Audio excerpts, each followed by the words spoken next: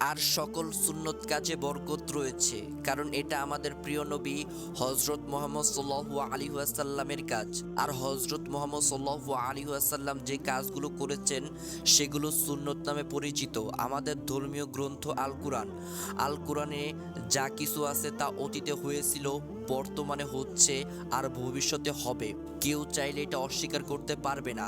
ইতিহাসে এমন অনেক লোক ছিল যারা কোরআনের আয়াতকে ভিন্ন করতে চেয়েছিল, কিন্তু পারেনি, পারবেও না। মহান আল্লাহ তাআলা 1400 বছর আগে কোরআনে যেটা বলে দিয়েছে, বিজ্ঞানীরা পরীক্ষা করে তার হুবহু ব্যাখ্যা পেয়েছে। এরকম অনেক বিজ্ঞানী কোরআনের আয়াতকে পরীক্ষা করতে গিয়ে নিজেরাই ইসলামের প্রতি আকৃষ্ট হয়ে ইসলাম ধর্ম গ্রহণ করেছেন। আর আমরা কিনা জন্মগতভাবে মুসলিম হয়ে দিনের পথে থাকি না। আমাদের জন্য দুনিয়ার আধুনিকতাই সবচেয়ে বড় হয়ে গেছে, অথচ ইসলাম রয়েছে শ্রেষ্ঠ আধুনিকতা, রোমান্টিকতা। কিন্তু আমরা ইসলাম সম্পর্কে ভালোভাবে না জানার কারণে আমরা দুনিয়ার আধুনিকতাকে অনেক বড় মনে করি। আর যদি কেউ দুনিয়ার আধুনিকতা না চলে, ইসলামের আধুনিকতায় চলে, তাহলে তাকে নিয়ে আমরা অনেক হাসি ঠাট্টা করি। সেই ইসলামের আধুনিকতায় চলার কারণে নানাভাবে হাসি ঠাট্টার পাত্র হয়। মানুষের মনে শয়তানের ওয়াসওয়াসা দেওয়ার জন্য সবসময় সুযোগ খুঁজে। শয়তান মানুষকে ধোঁকা দেওয়ার পায়তারায় থাকে। আর যারা নিজেকে সম্মান দিতে জানে না, তারাই শয়তানের দেওয়া পথ অনুসরণ করে। শয়তান সরাসরি আমাদের ধোঁকা দিতে পারে না। নফস বলে একটা জিনিস আছে, আমরা সেটাকে নিয়ন্ত্রণ রাখতে পারলে শয়তান আমাদের ধোঁকা দিতে পারে না। যদি নিয়ন্ত্রণ রাখতে না পারি, তাহলে শয়তান আমাদের ধোঁকা দিতে পারে। যারা নিজেদের সস্তা মনে করে, তারাই দুনিয়ার আধুনিকতার জীবন কাটাতে চায়, আর কাটায়ও। যখন বুঝতে পারে তখন আফসোস করে, তখন তাদের আফসোসের শেষ থাকে না। কেন আগে বুঝলাম না, কেন ইসলামকে মেনে চলি নাই, এত সুষ্ঠু সুন্দর শান্তির ধর্মবিধানকে কেন আগে জানতে চাইনি, কেন দুনিয়ার মায়ায় আকৃষ্ট ছিলাম। দুনিয়ার মায়া আকৃষ্ট থেকে কই কিছুই তো পাইলাম না, পেয়েছি শুধু হতাশা ইত্যাদি। সময় থাকতে নিজেকে শুধরিয়ে নাও, না হলে মৃত্যুর পর তোমাকে জাহান্নামের আগুনে জ্বলতে হবে। দুনিয়ার সামান্য আগুনে পুড়ে গেলে তুমি তা সহ্য করতে পারো না, সেখানে জাহান্নামের আগুন কিভাবে সহ্য করবে? জাহান্নামের আগুন তো দুনিয়ার আগুনের চেয়ে 70 গুণ বেশি, কিভাবে পারবে সহ্য করতে? জিজ্ঞাসু দৃষ্টিতে নাহিদ আশিকদের দিকে তাকায়। সে দেখতে পায় তাদের চোখে পানি টলমল করছে। এ কি, তোমাদের কাদার মতো অবস্থা হয়েছে কেন? আমার কথায় কি তোমরা কোনো কষ্ট পেয়েছো? তখন তারাই সবাই একসাথে বলল, আমরা আপনার কথায় কষ্ট পাবো কেন? আপনি আমাদের মনের কালো পর্দাটা সরিয়ে দিয়েছেন। আমরা আমাদের ভুল বুঝতে পেরেছি।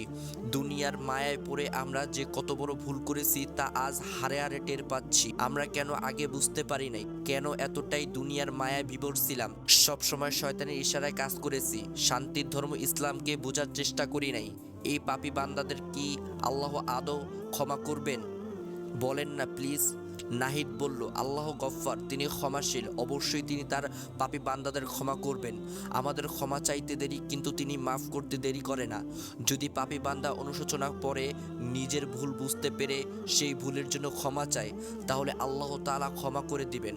আল্লাহর কাছে সরল দিলে মন যদি আল্লাহকে পাওয়ার জন্য ব্যাকুল হয়, আল্লাহকে পাওয়ার জন্য তিনি ও তার রাসূলের বিধান অনুযায়ী জীবন যাপন করলে আল্লাহ ক্ষমা করে দিবেন।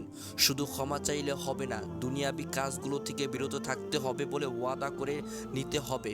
এই বয়ে হলেও রং তামাশা থেকে বিরত থাকা যাবে। ওয়াদা ভঙ্গকারী মুনাফিকদের কাতারে যাবে, আর নিশ্চয়ই মুনাফিকদের স্থান জাহান্নামের নিম্ন স্তরে। সবসময় আল্লাহকে ভয়ে থাকতে হবে, তবে নিজেকে খারাপ কাজ থেকে বিরত রাখতে পারবে। কোনো কাজ করার আগে কয়েকবার ভেবে দেখবে, কাজটা কি আমার দুনিয়া ও আখিরাতের জন্য মঙ্গলজনক হবে। এরকম করে ভাবলে দেখবেন আস্তে আস্তে খারাপ কাজ থেকে বিরত আছেন। আচ্ছা, আমি তোমাদের তুমি করে বলাতে কি তোমাদের খারাপ লাগতেছে? যদি খারাপ লাগে বলো, আমি চাই না কেউ আমার জন্য কষ্ট পাক।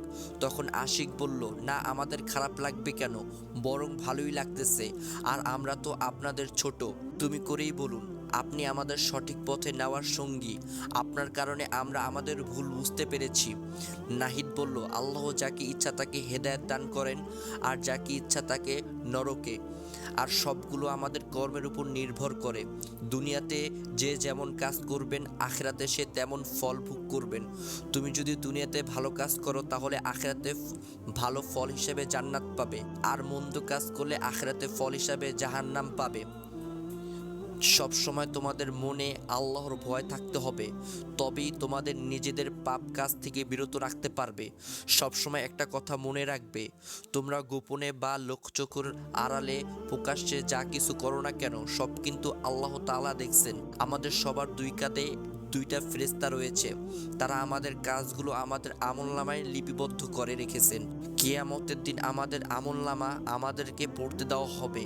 মহান আল্লাহ তাআলা কিয়ামতের দিন সর্বপ্রথম নামাজের হিসাব নেবেন, তারপর আস্তে আস্তে অন্যান্যগুলো। কেউ হিসাব দেওয়া ছাড়া এক চুল পরিমাণ নড়তে পারবে না। সেদিন সবাইকে যুবক যুবতী পরিণত করবেন আর যৌবনের হিসাব নেবেন। সবসময় একটা কথা মনে রেখো, যৌবনের ইবাদত বৃদ্ধ অবস্থার ইবাদতের চেয়েও উত্তম। তাই যৌবনে যত বেশি পারা যায় তত বেশি ইবাদত করো। যখন কোনো কাজ ও ইবাদত একসাথে হয় তাহলে তুমি ইবাদতকে বলবে না তোমার কাজ আছে, বরং কাজকে বলবে তোমার ইবাদত আছে। তাহলে দুনিয়ার কাজ তোমাকে কিছু করতে পারবে না। আস্তে আস্তে তোমার থেকে দুনিয়ার মায়া চলে যাবে। প্রথমে তোমার মনকে ঠিক রাখতে হবে, তারপর অন্য কিছু। আর হ্যাঁ, তোমরা এখন যে পোশাক পরেছো এটার জন্য তোমাদের জাহান্নামে যেতে হবে। এখন অনেকেই ফ্যাশন হিসাবে প্যান্ট টাকনুর নিচে পরে। সতর যতটুকু ততটুকু ঢেকে রাখতে হবে, অন্যথায় এর চেয়ে বেশি বা কম হলে জাহান্নামের আগুনে পড়তে হবে। এটা নিয়ে আমাদের নবী করিম হযরত মুহাম্মদ সাল্লাল্লাহু আলাইহি ওয়াসাল্লামের একটি হাদিস আছে, আর সেটা হলো, পুরুষের টাকনুর নিচে যে অংশ লুঙ্গি বা পায়জামা দ্বারা ঢাকা থাকবে সে অংশ জাহান্নামে যাবে। ইসলামের বিধিবিধান মেনে চললে ভালো, আর না মেনে চললে ক্ষতি। অনেকে আজ নানা ধরনের সমস্যার সম্মুখীন, কেন জানো? একমাত্র ইসলাম সম্পর্কে না জানা ও না মানার কারণে। যারা ইসলাম মানে না তারা অনেক সময় সমস্যার সমাধান পায় না, যদিও পায় তবে সেটা বেশি দিন যুক্তি হয় না। আর তুমি যে বলেছিলে এই মেয়েটিকে ভালোবাসো, এটা কি সত্যি? আশিক মাথা চুলকাতে চুলকাতে বলল, আসলে ভাই, এই মেয়েটিকে আমার অনেক আগে থেকেই ভালো লাগে। ইনফ্যাক্ট ভালোবেসে ফেলেছি। বলবো বলবো বলে বলা হয়নি, আজকে আপনার জন্য বলতে পেরেছি। আতিকা লাজুক দৃষ্টিতে এতক্ষণ আশিকের দিকে তাকিয়েছিল যখন নাহিদ আশিককে প্রেমের কথা বলে। যখন আতিকার সাথে আশিক প্রেম করে এই কথাটি শোনার পর থেকে লজ্জায় মাথা নিচু করে ফেলে। তখন নাহিদ তাদেরকে যা বলল তা শুনে উভয় পায়ের নিচ থেকে যেন মাটি সরে যাচ্ছে এই অবস্থা হয়ে যায়। আসলে আতিকাও আশিককে পছন্দ করে, তবে কখন যে প্রেমে পড়েছে সে নিজেও জানে না। তাই তো প্রত্যেক দিন আতিকা সেজেগুজে বেহায়ার মতো রাস্তায় বের হয়, যেন আশিকের নজর কাটতে পারে। আজকে এইরকম একটা কথা শুনতে হবে তারা কখনো ভাবেনি।